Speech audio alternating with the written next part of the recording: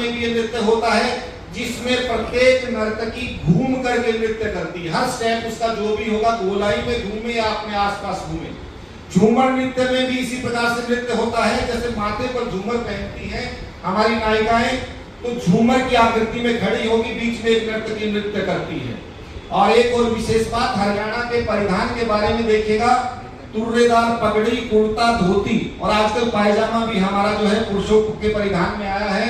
और महिलाएं दामन और कुर्ता ऊपर पहनती है, और दामन भी विशेष रूप से ऐसा 52 कली का 52 गज का घाघरा मेरा, यानी इतनी सुविधा रहती है, कहीं बैठने के लिए कुर्सी न मिले तो उसी को बैठ के उस पर भी वो बैठ सकती है।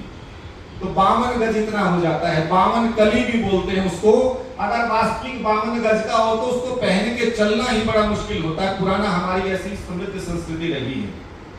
और उसके बाद घोड़ीबाज नृत्य, ये पुरुषों का नृत्य है। इसमें पुरुष जो है घोड़ी के रूप में अपने यहाँ करते हैं, यह भी कई प्रांतों में होता है। और ऐसे लगता है कि घोड़ी चल रही है, घोड़ी के पैर आगे ऊपर रहते हैं और पुरुष वो चलता है, उसके चलते चलते नृत्य करते हैं। विवाह शादियों में नृत्य बहुत किया जाता है। उसके बाद धमाल भी पुरुषों का नृत्य है। इसमें पुरुष खूब उमंग और उल्लास से नृत्य करते हैं। और हरियाणा की लोक संस्कृति को हरियाणा की परिधि से बाहर, आधे उत्तर प्रदेश, आधे मध्य प्रदेश, आधे पंजाब और यहाँ तक पश्चिम तक ले जाने, हमारे पाकिस्तान तक ले जाने का जो श्रेय है वो सांग परंपरा को है।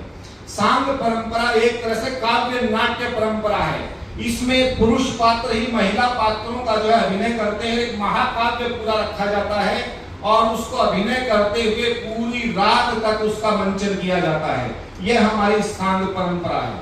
और उसी प्रकार की सांग परंपराओं से आपको केवल हमारे उद्बोधन व्याख्यान की अपेक्षा उसकी मंचीय प्रस्तुति के लिए मैं संदीप जी को आमंत्रित करता हूं कि संदीप जी एक रागनी की प्रस्तुति जो है उसके माध्यम से करें। धन्यवाद मनोज जी, आप आ जाइए।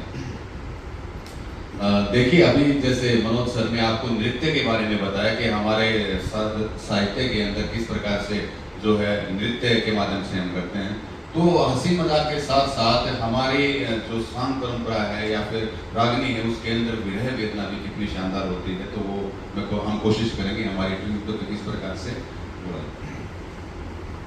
ये एक प्रेसी है जो विरह में गा रही है।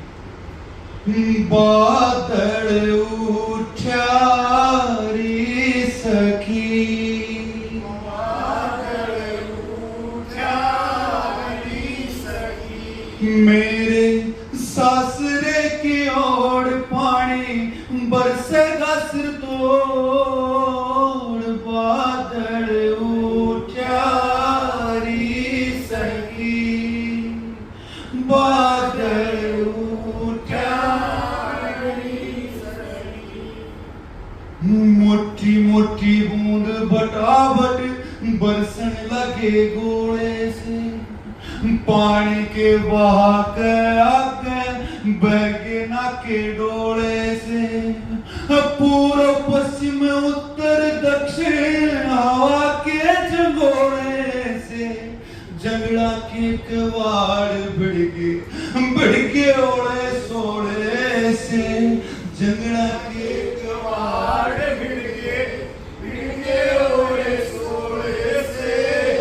ईसा पुल टूटा रे सखी, ईसा पुल टूटा रे सखी, बहगे नदी नाले जोड़ पानी बरसेगा सिर तोड़। बादल उठा रे सखी, बादल उठा रे सखी, मेरे सासरे की ओर पानी बरसेगा सिर तोड़। बादल उठा रे सखी, बादल उठा रे सखी। बहुत बहुत धन्यवाद। देखिए, हमारा हरियाणवी जो संगीत होता है वो पंचम सुर से शुरू होता है।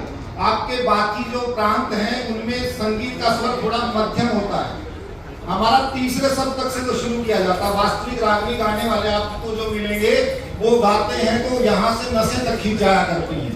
और पहले सांग परंपरा के बारे में बताया, सांग परंपरा में खुले मंच हुआ करते थे और गायक गाते थे। इसी प्रकार से आपको परिधान के बारे में बताया, एक हमारे यहाँ बताया हर उत्सव को, और यहाँ तक उत्सव धर्मी है कि मृत्यु को भी उत्सव के रूप में मानते हैं। हमारे यहाँ खेड़ा नृत्य होता है, और जब कोई बुजुर्ग अपने जीवन के सभी सुख उपभोग करके, सभी संतान को अच्छी प्रकार से व्यवस्थित करके, सुखमय स्थिति में जीवन आयु संपन्न करके मृत्यु को प्राप्त होता है तो घोड़ा नृत्य किया जाता है, और उसमें घर के पुरुष महिलाएं जो है नाचते हैं। तो हमारे लिए इतना दार्शनिक जीवन के प्रति दर्शन, मृत्यु को भी उत्सव को रूप में देखने वाले हमारे हरियाणा के लोग। और हमारे यहाँ